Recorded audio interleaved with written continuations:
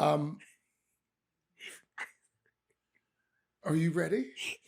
I'm sorry. Yes, I am. Are you? I mean, like this is a professional podcast.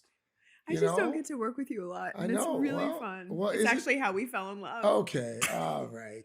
Can we start? Oh, you're crying, but I didn't even say anything funny yet. Are you going to be okay? Hey there, everyone. Craig Melvin here, and welcome to this latest edition of Glass Half Full. Welcome back to the Basement Bar. Today's guest is an Emmy Award-winning broadcaster. She has done the Olympics for NBC as a host or correspondent about 6 times, hosted SportsCenter on ESPN. She's done all the things, as the kids would say, in the business. And she's got a new series coming out. It's called Game Day Murders. It's on ID. It's a great concept. But beyond all of the professional accolades, she also happens... She happens to be, well, she's my favorite broadcaster on the planet. She's been known to interrupt a podcast from time to time. Yes. Yeah. Sweetie, you're in the shot. You're in the shot. Glass looks like it's half full, too. This week's guest, in case you haven't guessed, it's my wife, Lindsay Czarniak. I think you'll enjoy the conversation. Edited heavily. So we like to start all of our podcasts with the same question. Since you've never seen or heard the podcast, I'll give you a debrief. It's called Glass Half Full.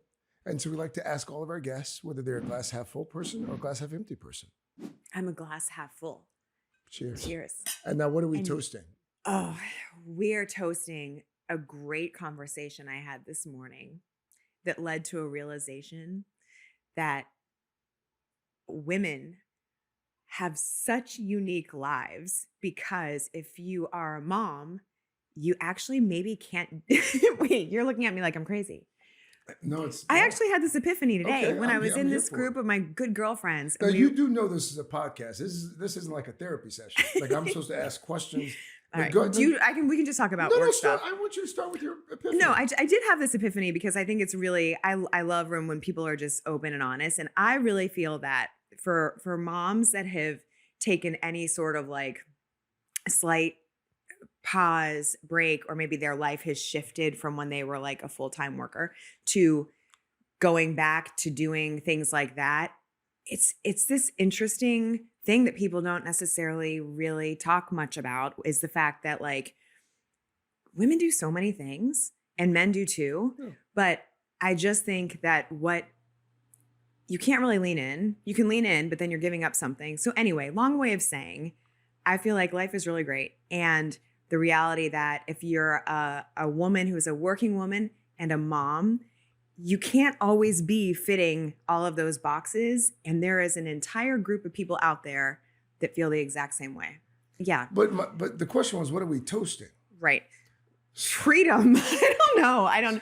We're now I derailed your podcast. No.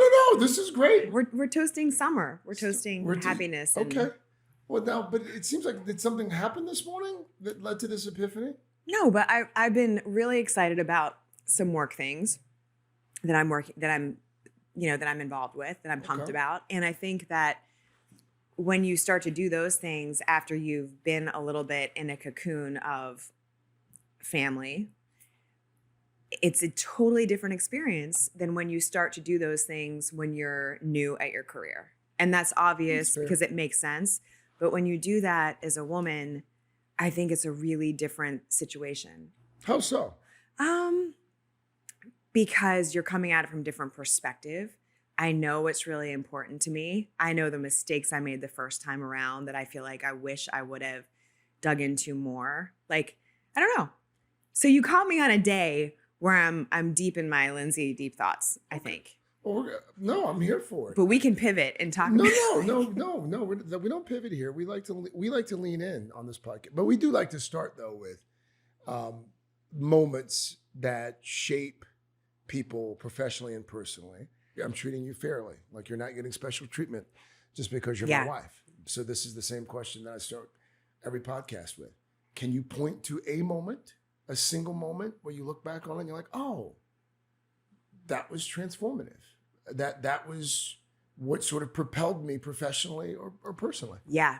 It was the moment that I learned what gut really feels like. Because when people say, oh, trust your gut, this is your gut, I feel like. No, I gotta be honest with you. I just set you up. I just threw that ball up there. And you wanted me to say when I met you? Right. That's what I thought. I thought that was gonna be like the moment where. But no, you go back to your gut. I almost came down here in this red button down that I saved in the closet because it's what I was wearing the night I met you on set. Well, why didn't you wear it? Do you want me to go get it? No, don't do that because now it's weird. Well, because but no, this is I like that too, especially since it was 1999 from J. Crew. Thank you. It was. Yeah, but that was truly meeting you was a whole. We have to talk about that. No, we're not talking about. Okay, the gut. Really quick is. When did you discover your gut? It was in 2004-5 in Miami, Florida. And it was because I had a job opportunity come out of nowhere to leave Miami and do sports in Washington, D.C. George Michael, who is the legendary sports broadcaster, not Wham, not the singer. The Sports Machine. Good evening, everybody. I'm George Michael, and welcome to the Sports Machine. Sports Machine, George Michael. For people that are too young to know, he was like a legend in the DC market because he like dominated. His relationships were super genuine, authentic, but the way he did sports was incredible. And he had the Sports Machine, which was a syndicated show at the same time. He was also the sports director at the NBC affiliate. So I was working in Miami. And also what I realized about myself at that point was every single job I've ever taken, and this is not how I would tell people to do it, it's just what my journey path has been, there's been a significant element of risk. Like, there has never been a sure thing. It has been like, you know what, just get here and we really know that it's gonna work out. We're gonna figure out what your time slot is. Just get here, we really think. So I went to Miami and I was part-time. And I went to cover sports there and I covered. I don't think I knew you were part-time. Oh yeah, I was a employee. Which for people that don't, it was you're a part-time employee at NBC. You're basically like contracted out. And they were like, get here. We have a job for the third sports person in our department, but we want you to be in charge of Finn's TV, like work on that show. The Miami Dolphins. Miami Dolphins. They were partners with the Dolphins. So our show was about the Dolphins. Off the field, on the field. It was amazing because it was like, it thrust me into this world where I learned from the ground up everything that went into an NFL team because we had to live it. Like we were their partners. We were on the plane. We were everywhere. And so it was so great. But being down there, so they were like, just get here and we know that there will be opportunity if you work really hard. Next thing I know, the Marlins out of nowhere, unexpectedly make it to the World Series, win the World Series. This is like the next year that I got there. And then the Heat draft Dwayne Wade and Shaq comes to town.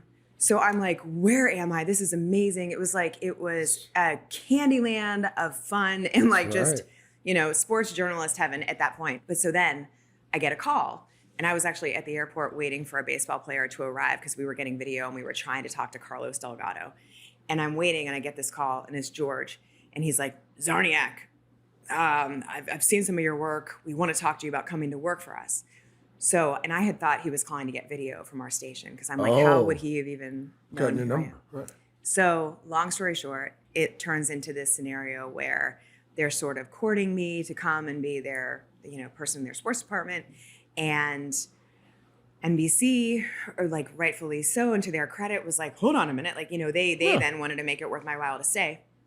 So it became a very hard decision, and I knew like what I felt was really interesting about the job. And I really fell into a situation where I listened to a lot of people around me. A lot of people were giving great advice, but I ended up turning down the job to go to DC. And I remember because I was like in my car and I called and I told him no. And it was like the second after I hung up that phone, I knew that was totally wrong. And I knew it because that was just my gut saying like, here I am. And so then what'd you do? I, prepared to just carry on and be excited about being in Miami, which was an amazing place. Great station, lovely people. WTVJ. Yep. I love everyone there. NBC6. Yep. Yvette Miley. They were all great people to be with. But anyway, I had one person at that station who was like, he was close with George, and he basically was like, you know, I told him how I was feeling, and he's like, if you really want to go back and see if this still exists, I will support you and help you. He may hang up that phone in your face. And so I was at a car wash, and I literally wrote stuff down on a napkin, and this was like 2 weeks later. And my dad was like, don't do that. That would be so, you know, I get it. Like it does. Anyway, long story short, I called George and I was like, George, you know, this is Lindsay. And he's like, Czarniak, what? So I say some version of like, listen, I've thought so much about this and I really love everything you talked about with this opportunity. And he was like, well, I got to talk to the team. I don't know. And so then he hung up the phone. But I was like, at least I did it and I tried. And he called you back and he offered you the job. He called me back and he offered me the job. And the rest is history. And I went to DC. But part of it felt, I think part of what was keeping me away from it too was like, I knew that was going to my hometown, which I was excited about. I love DC, love Northern Virginia. But when I was young and hustling in this business and really like, you know, there's a stigma I think I had towards if I'm going back to DC, then I'm going home. And I'm like out here and I'm trying to do these things. I don't know. It was like a weird type thing. Well, but no, it's funny because I hadn't really considered that part because I grew up working in my hometown and I didn't have a point of reference. So maybe that's why. You started there. I did. I loved it. I wouldn't be here what's without crazy that. is you worked 6 years in your hometown and then you moved to mine. I worked 6 years. 6 years. More than that, but elsewhere in sports, Yep. 6 years before in Miami, and then I moved home, and that's where I picked up a fellow. Yeah, I heard about that first guy. Not much. Shut up. I'm kidding. It was a joke. It was a joke. But let's talk about Game Day Murders. Game Day Murders. It premieres on ID on July 27th. Tell me about your project.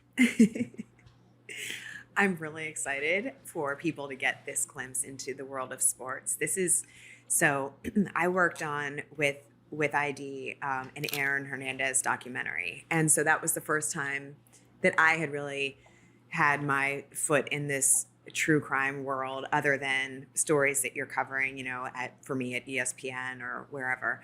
And so at ESPN, I covered the Aaron Hernandez story. So they asked me as part of that documentary to be a voice, basically that's sort of like a conduit to help explain culture in sports. And to sort of weave throughout the documentary. And my experience of what that was like covering that story, but just, yes, to be able to lend a bigger context to what that is like in those worlds, right, as best as I can. So that was one thing. I thought they did a masterful job. My eyes were really opened, and you know this because you do all the Dateline work, et cetera, but my eyes were so open to the process behind any sort of true crime. I mean, and the way that they talk about just getting your hands on the different materials that it takes to put a story together, everything, all like the way that they approach families also is something that I thought was really interesting, but also meaningful to me, because when they approached me about, hey, we actually want to do this for a series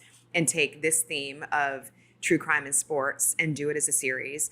And they said, we have plenty that can be told, really compelling stories in all of the marquee sports. Because at first I thought, how are they going to get stories of murder that has happened in the NBA and, you know, wherever it is, all these big leagues, because surely we would have heard about most of them. And the answer is that's not the case. I mean, there are so many things that have happened, and there is information, there are databases. So anyway, this became Game Day Murders. And one of the things that really drew me to work with this group is like the people themselves, but also the fact that the way that they approach it with the families, it is another opportunity to share this story, to give more context, not only about the sport, about the culture, the camaraderie, whatever the environment is, but also about being able to carry on a legacy. And so for some of these families, like these producers and people that work on these shows, everyone involved, it's like, this is heavy stuff. Sure. Right? Like day in, day out, heavy stuff. But I think that what they were saying a lot of is like what gives them solace is sort of the purpose of carrying on these legacies in many aspects. And so some of these stories viewers will be familiar with.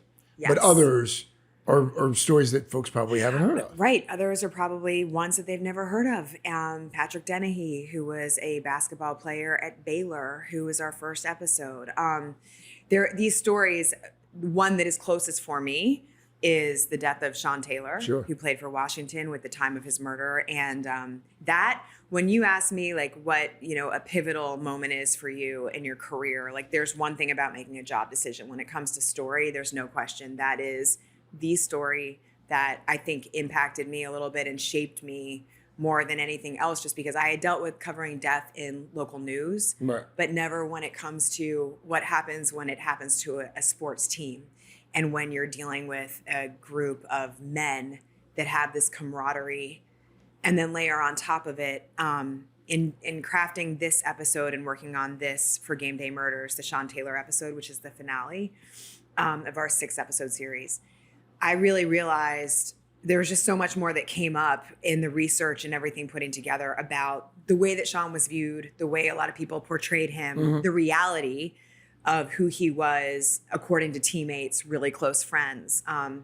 There's just so much there, still to uncover. And one of the executive producers on this project is a fellow named Shaquille O'Neal. Yeah. Who, in addition to being a Hall of Fame basketball player, has probably sold at least 200-300 different products on various commercials over the last 20 years. He's a pitch man.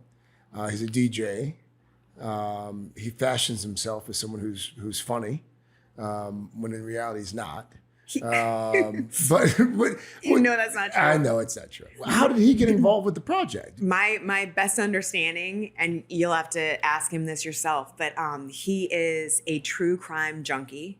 I know that's true. You know that's true. That's true. But also, he's not just a fan of that. He is a fan of the process. Yes. You remember in Miami, shortly after he came to play for the Heat, he had that stint with the sheriff's department. That's right. In Miami. That's right. So like he is always hands-on.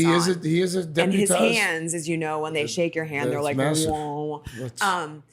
But what I can tell you from this is like, I was excited about being a part of this project before. When I found out he was going to be part of this, I was so pumped.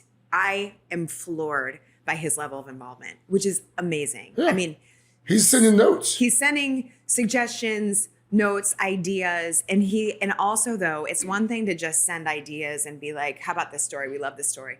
It's another to have the wherewithal and the eye to know what's going to make a good story and to know and I can tell that he has a deep empathy and passion. He does. Right? So I think for him, I don't want to speak out of school and speak for him, but I think a lot of this is also having a chance to represent in some ways or help fill in the gaps of sports players, teams, stereotypes that might be misunderstood. He loves a good story, but he is also a champion for justice. Right. And I think, to your point, I think he sees this as a way to help some of these families tell, their side of the story and help get justice for some of these folks. Let's talk about your career before this.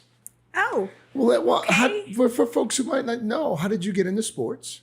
I got into sports. I was covering news first. I wanted to be actually on, my dream was to be Katie Couric, and that would have been awkward. Well, I mean, we could have sat next to each other, I guess. No, it's not funny. And I can say this, I've told you this, I don't want people that are watching or listening to this to think this is weird because it's not. It's weird. Just like You've said it to Katie. I did. And she looked at me like, you know why? Because she hears it 500 times a day. Well, and I just thought because I had an in that it might feel different. My mother, do you know that bracelet that a lot of people have, WWJD, what would Jesus do? Yeah. When I would have a dilemma, my mom used to look at me and say, Lindsay, WWKD. I know. Melvin, because. What would Katie do? Yeah. I don't want Katie to feel weird if anyone Too that late. she knows sees it, because here's what. But you see her like every few months at an event. Why? Did you ever tell her that part? Not that part, no. I can't wait till I see her again. No, but so what I saw in watching her was just like her effusive ability to just connect. And obviously she did the hard stuff Sure. so great, and she still does. but then her ability to just make everyone want to watch, but have fun and just connect. I think that was what was speaking to me from that. And then angle. lo and So behold, funny. here we are 20 years later, and you've done it. I mean, not in the news space, but in the sports space. Oh, well, that's very kind. Thanks. Well, it's true. Thanks. And you've done it in different places. I really appreciate that. But so 6 Olympics for NBC, at least 6. At least since we've been there, 6 Olympics and What? Sports Center and new show on ID and thanks. So what I was CBS, and Thank you. you've done all these things. Thank you. But you always constantly still seem like you're striving for something. Really? Why do you say that? I'm just reading my notes. It just seems like you're. No. It still seems like there are moments that you're chasing. We do this with every guest. Do you really? We And do. That's the way you use Yeah. moments that I'm chasing. Yeah, Tony Hawk said he wanted to like skateboard with his grandson. Oh, Are there very moments that LeBron you're? of him. Are I there like still that. moments that you're chasing? no, there's not a moment I'm still chasing. There's a skill set that I still want to untap What's and that? dig into. Yeah, if you don't say it, you can't manifest it. Yeah, I love connecting the dots. Stop. See, when you're like looking like an ostrich. What are you doing? No, because I'm waiting for you to tell the truth. I am telling the truth. What's the moment you're still chasing? There's not, but you say moment. It's not a moment. It's not for me to know. Okay. It's not for me to know. I love more than anything in my job, making those connections and being able to convey that to an audience, which is in different sports, through sports. What I love so much is being able to have access to the players, the coaches, whatever it is, and to be able to relay that to the masses. And it doesn't have to look like traditional broadcast. That's what I've learned. It's like if there's one skill that you're sort of chasing, going after. Yeah, I was going to say play-by-play because that scares the hell out of me. Is that what you thought I was going to say? Well, that's what you've said for years. I was just giving you an opportunity to I think actually that is say the it out hardest loud. job on the planet. I don't disagree with you. Hardest job. I mean, I would say maybe next to hosting the Today Show. It's probably, that is very... I mean, because So you've just put me in a box. Well, because no. if I react, like... no, I'm just saying, like, I don't That's think true. Well, now Well, I won't... Well, here's why. Because I'm- hosting the Today Show... I'm sorry. And this is what you said on my podcast. Yeah. Things no one tells you. Because you said You the thing just no, broke a cardinal rule of this podcast. You don't promote other podcasts. Is that really a podcast rule? I never heard That rule? that rule before. I've never allowed a guest to promote another podcast. You were on... We'll be editing this out. No, we won't. You were on my podcast, Things No One Tells You. This is the second time you mentioned it. Like, what are you doing? Because Go back to your original story. Well, I am. My original story is Things No One Tells You is a thread, just like sports is. It is, for me, Game Day Murders is connecting a thread of the culture of sports and how it transcends family and desire and community and yeah. pride and like perseverance and desire, right? But anyway, Things No One Tells You is what are the things that people really aren't talking about. Right, I And agree. so for And there are a lot of things. But I want to go back. well, I want to go back to the Today Show No, real quick. No, because Sweetie, what's but important. this is isn't that- your podcast. This isn't your podcast. This isn't your show. My name is on the show. Like, I get to ask the questions. And if at the end you'd like to come back and revisit something, we'll give you an opportunity to do that. But right now, what you're trying to do is you're trying to move past something. No, I was trying to hone in on what you said about No, the Today Show this is because I not- do believe no. it's very difficult. Well, some days, yes. Some days, no. Play by play. You've talked about it, like wanting to do it for a number of years. What is it about play by play that you find so appealing? I think live sports when they're happening is obviously so exciting. Mm-hmm. I think the storytelling that goes along with it is. I really feel that there is so much that people don't know about athletes in general, right? And you get drips and drabs of that, and especially now that athletes on their own can, have their own Social channels, media. they're all pushing it out. Yeah. But in the context of a game, each game is a slice of life. And I don't know, I think that that's really awesome and fascinating. Now, I'm saying, like, I actually think to be able to be a partner with someone and complement while that's happening would be really, really satisfying. I think because there are specific roles, as you know. Mhm. It's like if you're play-by-play, you are the X's and O's. Now, Right. sometimes you're also dribbling in, Yeah. of course. And if It's you're the doing grades too. color, that's your. Right. I to your point though, I've always found it, and I've said this before. I think it's the highest form of broadcasting, because what you have to be able to do in real time is watch a live event unfolding before your eyes. You've got to digest that information, process the information, synthesize that information, distill it, then share it for viewers and listeners. Like that's next level. And the people who do it well, like the Taricos of the world, Yes. like you watch them and you listen to them, you're like, because we do it. And sometimes I watch like guys like that. I'm like, I do it. I don't do it like that. I don't do it that well because it's changing. But Like, you do the same thing. for well, news. You do. yeah. So Well, you have to be so dialed in. well, What are you fussing with? No, over come there? on, because I get You're yeah, fidgeting. No, I'm I not know. fidgeting. But but to be fair, not to, I'm able to do that because I have a family that gives me space and grace. You understand the business, Right. and you know what I do, and I know what And you do. likewise, I know. But you understand the business because your father was in the business. Well, so was I. Right. But I Before mean, but you were introduced Oh. to it at a very early age. That's interesting. So I got to see, I lived Yeah. a version of it that our kids are living a little bit. Yep. Well, it sounds like you married your father. I think I married my dad. That is weird and just. I've thought that for a long time. It's true. That is. You're very, I mean, I mean, now I love Bob Bunny. He's a handsome man. He's got a great head of hair. But I mean, if you're admitting on the podcast that you married your father, sweetie, isn't it that's. funny that that happens? Everyone says that, but it really does happen. I think for some, maybe. Yeah. Care to elaborate? Well, my dad has a tattoo on his arm that's spelled truth Typewriter font on his Yeah. forearm. on his He's forearm. hardcore. But okay, and to take To be it, fair, I don't have a tattoo of any sort. but you have an earring. That's I hot. do, but it's not. It doesn't symbolize truth. Thank you. But no, but that's one thing I've always enjoyed about your origin story Oh, is like your father's role in it, like the fact that you would sit around on Sundays and talk about sports, and he was going off to work, and yeah. Well, clearly it worked out. So here's what's interesting is not to get like therapy on you, but this Too brings late. me back to the beginning of the conversation. My dad, yes, worked as long as I can remember. He would have off on Fridays because he was off Friday, Saturday, and he always worked on Sunday. So for the paper, so we would. We should point out when he retired, he was the executive editor of USA Today. Yes. Yes. And he was a reporter starting out, and he was an editor then and moved to .com.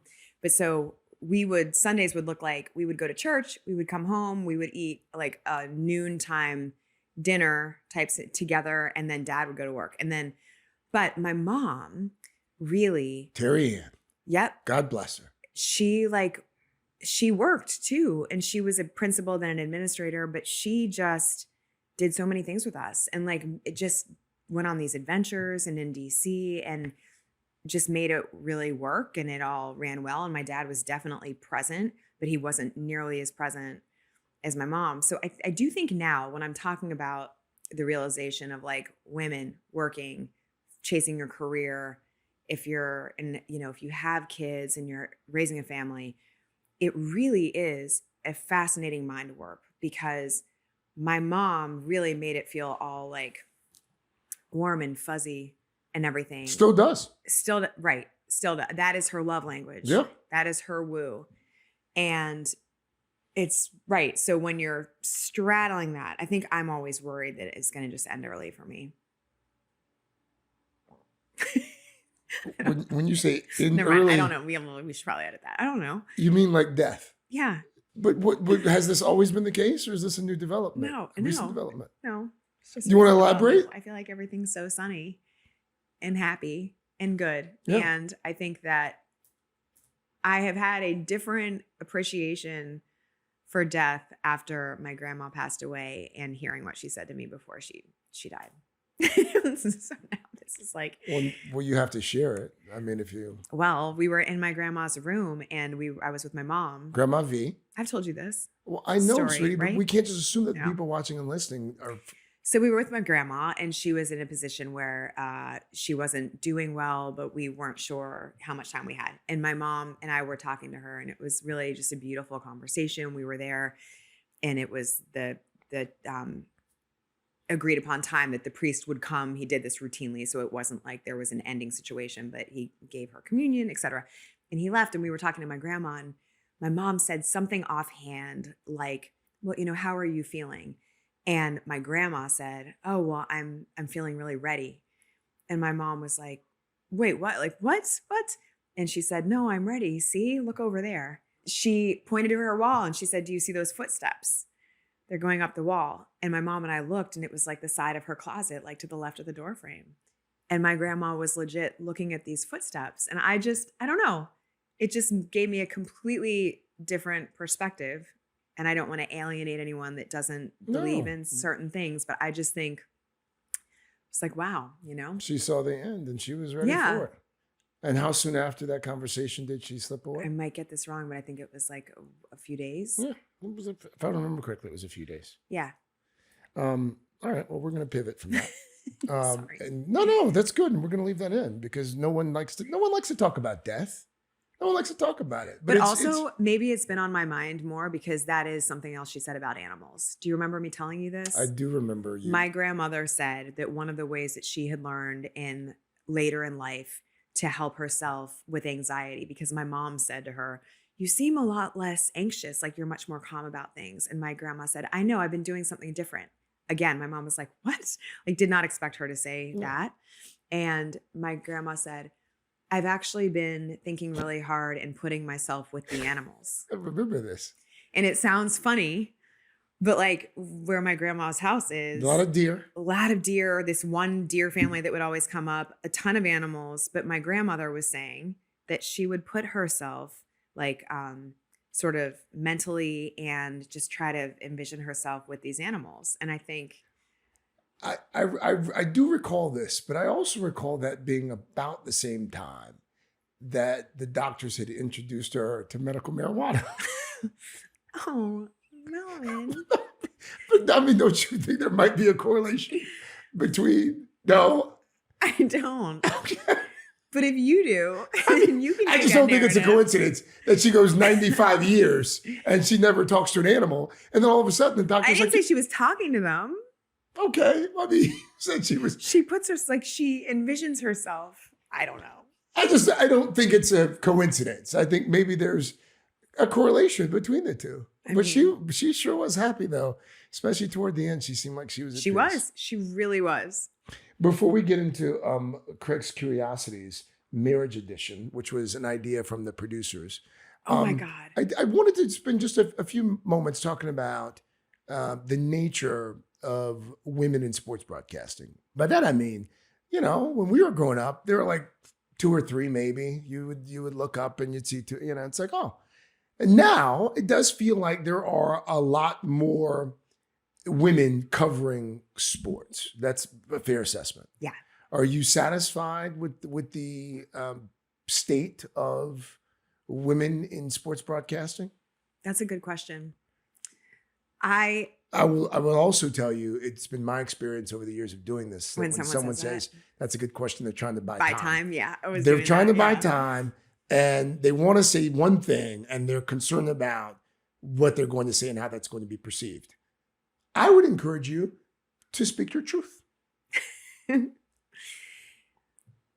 I think that women have come, no question, so far. And it's hard to point to something that a woman can't do that a man can do in sports. So I think that is great. I think there is still a ways to go. And I think that there are women trailblazers right now who are out there who are paving the way, who are doing those jobs that more recently have not been had by women, like play-by-play, like other specific things and I think that is amazing. I think we need to continue to fight that because I do think that there is still, on some level, there are still things that you can't, as a woman, you feel like maybe you can't say or you can't, Yeah. But overall, my friends that are in sports broadcasting who are women are amazing I know. at what they do, at how they do their work, also now at like how they're balancing. And I think to me, that's like a really interesting part of all of this is the balancing of it all now. Like, and women that choose or that haven't yet had families but want to do that, I really hope that they are looking at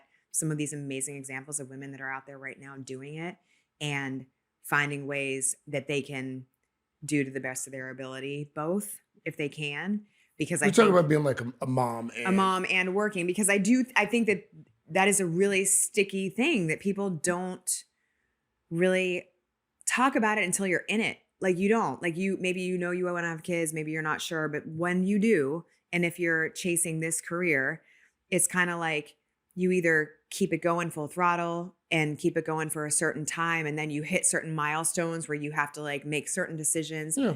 Those things are always going to be, and everyone's decision is personal and right to themselves.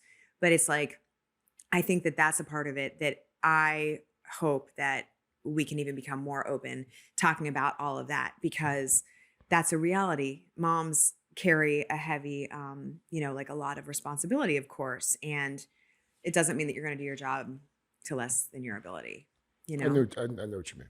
Young lady comes up to you today and she says, I want to do what you do. What's the first thing you tell her? Ask questions.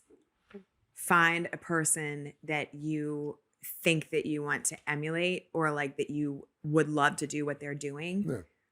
Embark on a way, make up an email. Think about what their email is. Just try to reach out. But if not, start by looking at what it is. What is that skill set? What is that job that you're really wanting to do?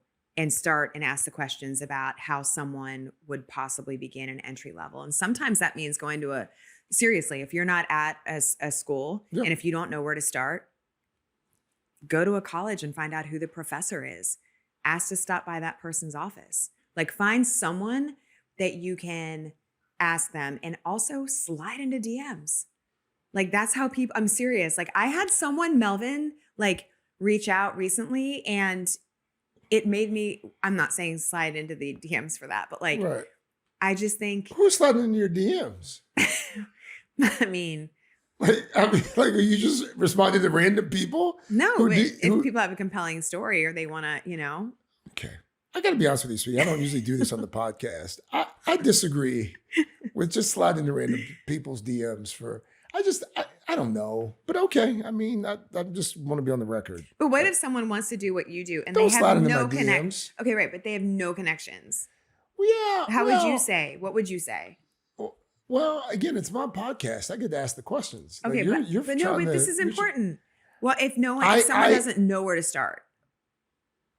In the business now, because it's changed so much over just the last few years, I always tell people to be genuinely curious about the world. Just have lots of varied interests and feed those interests, reading, writing, just the fundamentals, the pillars of what we do. I encourage that.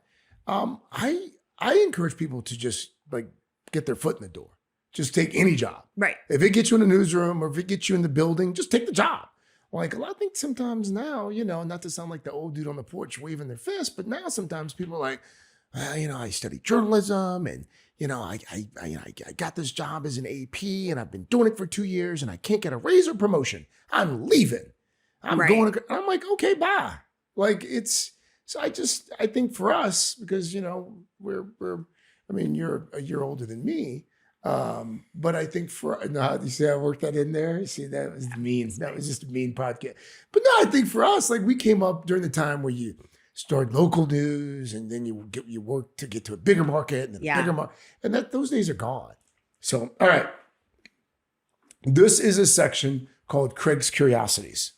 By the way, we could have a whole podcast on like that whole conversation.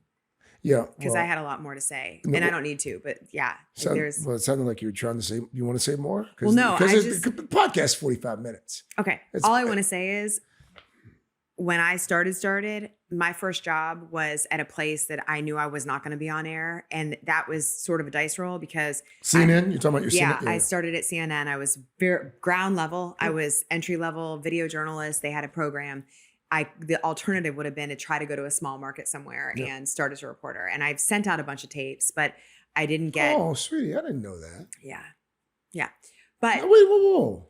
Nobody, bites? I mean, maybe bites, but not like. And then when the CNN happened, I knew that I wanted to be there. But what I loved about that experience was there is really some value to being entry level somewhere, similar to the Page program at NBC, where you are able to see all the different parts and where they, make it easy to go in on your off day and talk to people that are working at a certain part. That, to your point, that's a thing that has been helpful for me all along. All right.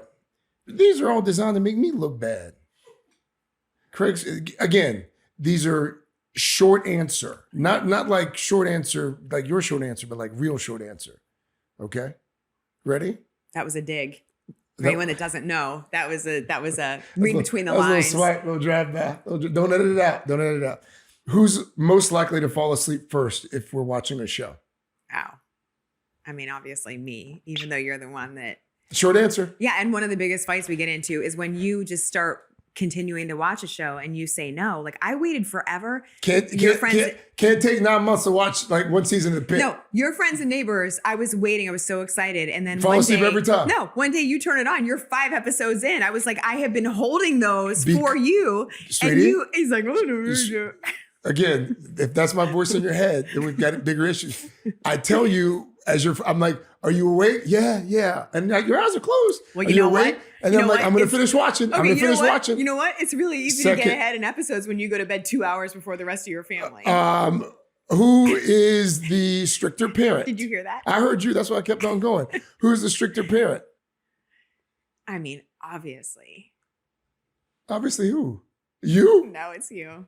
Oh, I was going to say, because if you, okay, we're not going to go down But that I hold guidelines. They know. They know. Yeah, they know. Hey, excuse me. No, they do. I No, think wanna... it's just different parenting. Like you're kind and thoughtful and considerate, and you actually care about their emotions and feelings. I yell. I do. Moving on, next question. Favorite podcast that you're listening to now that you don't host? Oprah. I love Oprah. Well, yours, am I supposed to say, I mean, I love your podcast, but I'm on it right now. Sweetie, the question from the producer, favorite, it was a layup. Don't edit that out. Wait a minute. No. But I'm on the podcast. No. We're moving on. Sorry. I bet Oprah's not going to have you on her podcast, though. I tell you that. Why? Because she's not your husband. Favorite horror movie? Oh, The Shining. Just one. Is there a reason or? It's just so freaking scary. Well, there's one that I shouldn't talk about it because it might happen. I can't speak because sometimes I get weird about that. Yeah. Shining. Well, now the people who are listening want to know what The Strangers. Oh man, that's a dark that was one. like that. Yeah, that man. scared me That in a stayed way with that me. yeah. Stay with me. Yeah. Yeah. Horrible. Yeah. Who takes longer to get ready in the morning? You or me? That's an easy one, sweetie. That's a layup. No one's gonna think it's me. I mean, you're gonna say it's me. But I see you. it. No. You don't. But okay, you have 45 minutes of uninterrupted time. Let me tell you what it looks like for me to get ready. What is this? 45 minutes of uninterrupted I'm in time? the shower. Mom, I'm in the shower. I'm actually like washing my feet. Hey, true.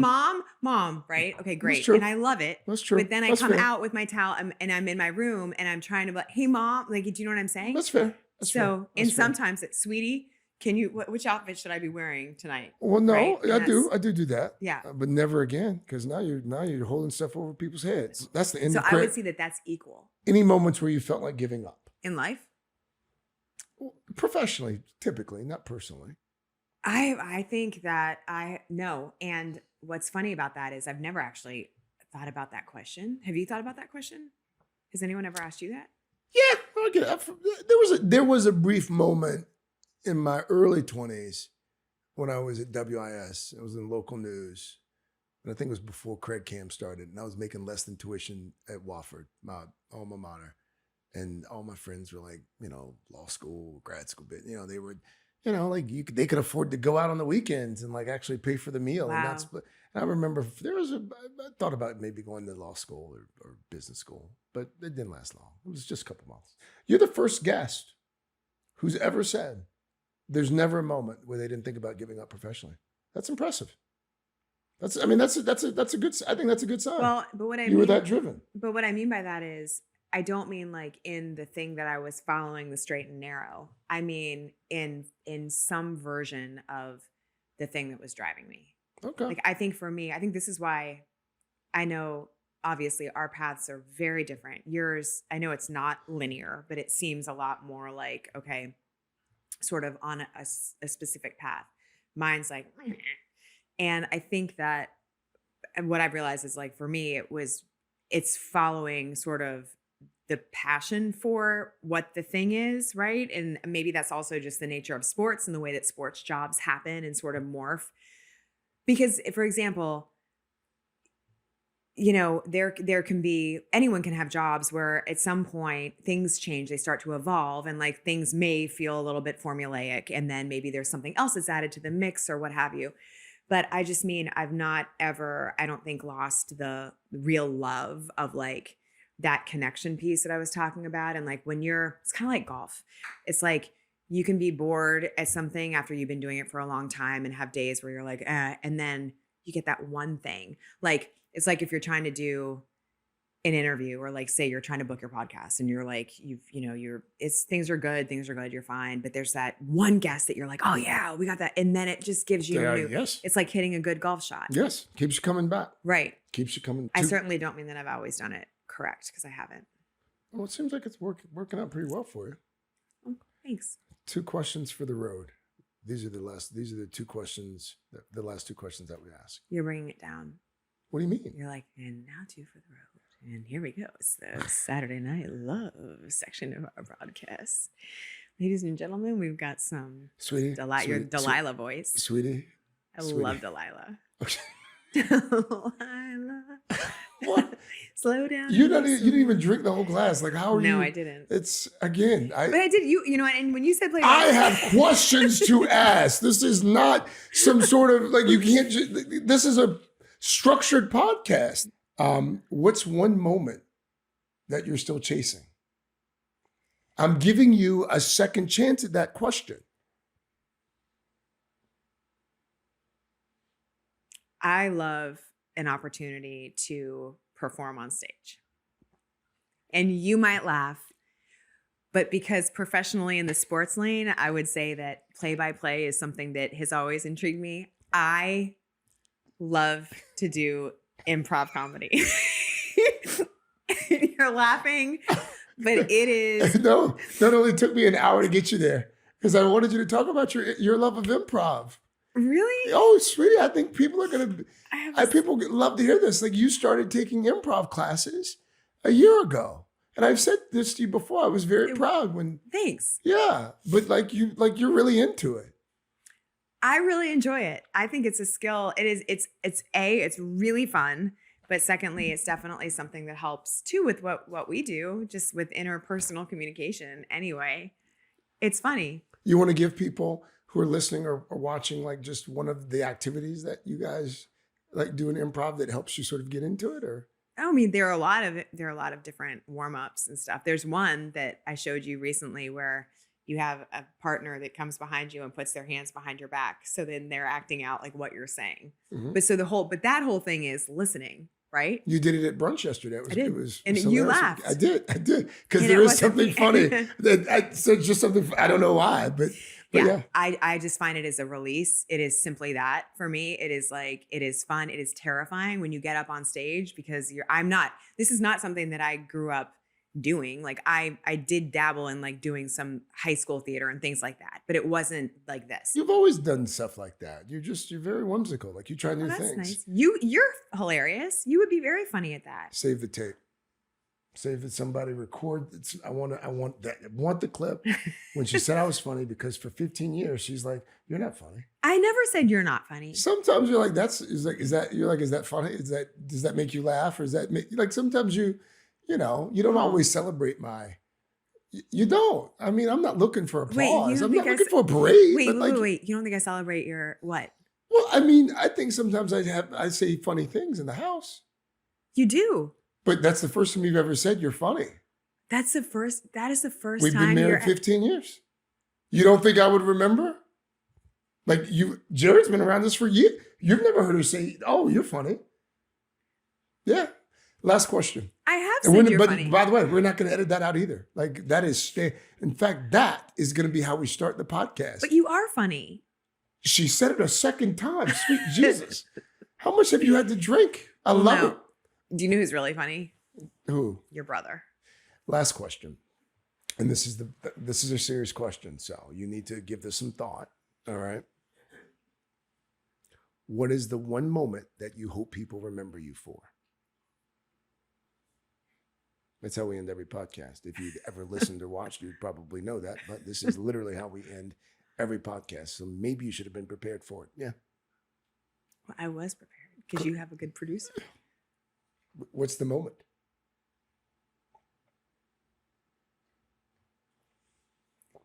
Halloween at the Pumpkin Blaze.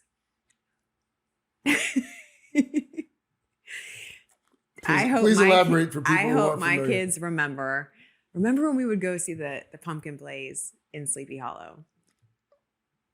Or it might be Salem. Well, I forget. It's that town. Croton on whatever. Let me ask you this. Of all the things in your life that you've done and the lives that you brought into the world, you want to be remembered for traipsing through that pumpkin patch?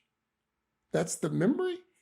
I can give you a redo. Like, we can edit it out. No, I honestly, Okay. right or wrong, like, I think it's Okay. like, I would like to be remembered for helping someone feel like they've had a safe and fun and whimsical environment. I don't know. That's better. There are a lot of That's good. professional moments that I would, but I just, Well, you're remembered for those and then they're gone. I don't think that's true. You know? I don't typically do this for my guests, but I'm going to answer the question for you. Okay? And you're welcome in advance. Oh my God, that's a God wink. As I'm getting ready to answer the question, Do we have a child? I hear what sounds like the movement of furniture upstairs.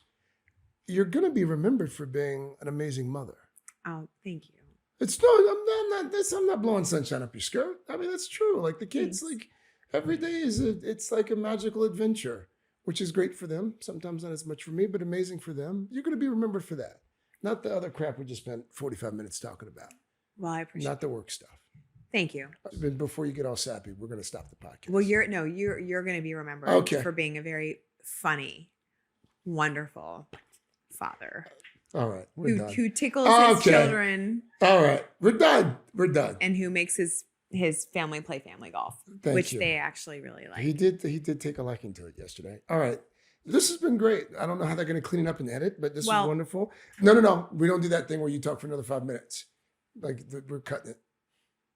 Thank you for being a guest on Glass Half Full with Craig Melvin. Since Thank it's you. glass half full, can I share one quick story about how my parents fell in love with you? We don't have time on the tape. You made sure that their glass was half full of wine the first night you met them. I knew what I was doing. At the sneaker ball. I knew if I got in them Washington, good, D.C. I knew what I was doing. Yep. If I got them good and liquored up, they'd sign off on it. No, they loved it. But that was, remember? I do remember. I do remember. It's been a great. They'll have to tune into the next. Thank you. This is very kind. Thank you. And there you have it. Hands down, the heaviest of lifts in terms of the podcast so far. For those of you who are happily married, I would ask you, would you sit across from your husband or wife for 45 minutes and share that conversation with the national audience? Probably not. But a big thanks to my favorite human being on the planet, my wife, for her time and her love. And I actually did learn a few things. I can't tell you what I learned because then she would know that I hadn't been listening to various conversations over the last 15 or 20 years. I hope you enjoyed this edition of Glass Half Full. The corporate overlords there at 30 Rock would encourage me to encourage you to download, share, comment, subscribe, and like. Look at that, I hit all 5. Until next week, as always, my glass is half full. Hope yours is too. Cheers.